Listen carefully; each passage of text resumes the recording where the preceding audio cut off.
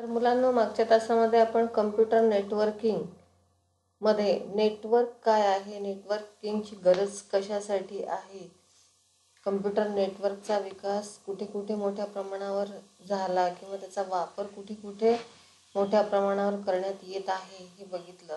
त्यानंतर नेटवर्क वापरण्याचे फायदे काय आहेत, कशासाठी कम्प्युटर नेटवर्क वापरायचं, या सगळ्या गोष्टींचा आपण मागच्या तासामध्ये अभ्यास केलेला आहे. तर अशा ह्या कम्प्युटर नेटवर्क तयार करण्यासाठी आपल्याला कुठली कुठली साधने लागतात, कुठल्या साधनांची गरज आहे ते आपण आता बघणार आहोत. नेटवर्कसाठी लागणारी साधने.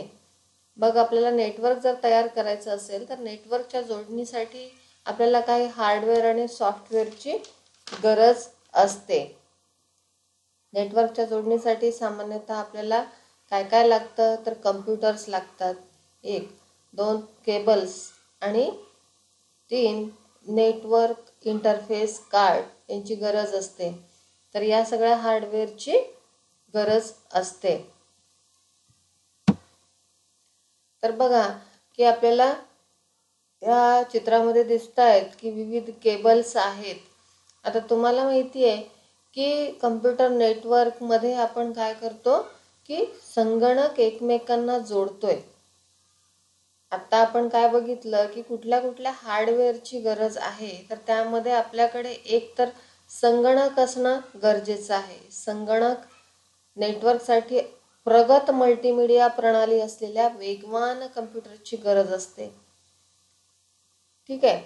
2, दुसरं काय आहे तर केबलचा वापर आपण संगणक एकमेकांना जोडण्यासाठी करतो, म्हणून दुसरा घटक कुठला आहे तर केबल्स. तर अशा ह्या वेगवेगळ्या केबल्सद्वारे आपण काय करू शकतो, हे जे काही नेटवर्कमधले संगणक आहेत ते एकमेकांना जोडू शकतो. वेगवेगळ्या प्रकारच्या केबल्स आवश्यकतेनुसार वापरल्या जातात.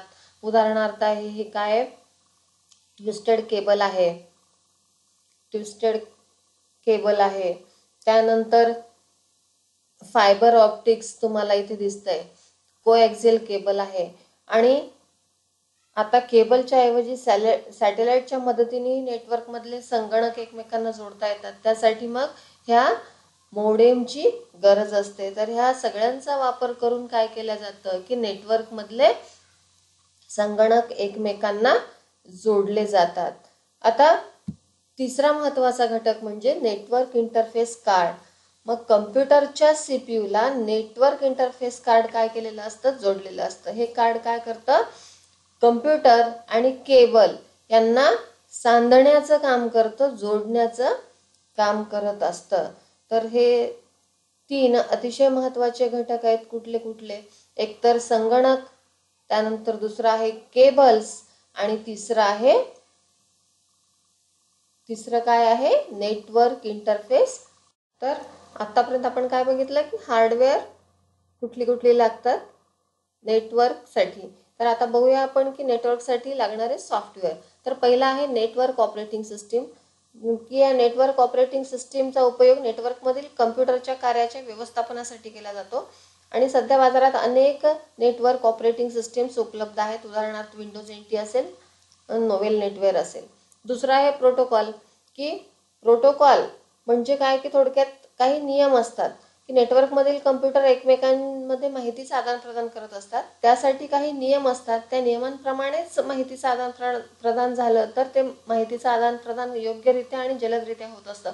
त्यासाठी ह्या प्रोटोकॉलची अत्यंत आवश्यकता असते. आणि तिसरं सॉफ्टवेअर आहे नेटवर्क ड्रायव्हर, की नेटवर्क ड्रायव्हर हा सॉफ्टवेअर प्रोग्राम काय करत असतो की कम्प्युटर आणि इंटरफेस कार्ड, आपण जे बघितलं की हे जे 2 हार्डवेअर आहेत नेटवर्कसाठी लागणारे, कम्प्युटर आणि इंटरफेस कार्ड, यामधील कार्याचं व्यवस्थापन करण्याचं काम हे नेटवर्क ड्रायव्हर करत असतं.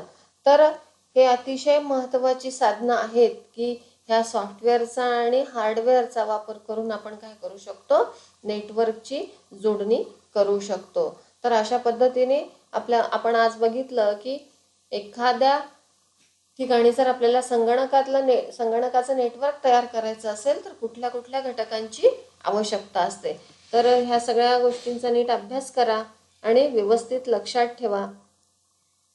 ठीक आहे, तर पुढचा भाग आपण पुढच्या तासामध्ये बघूयात.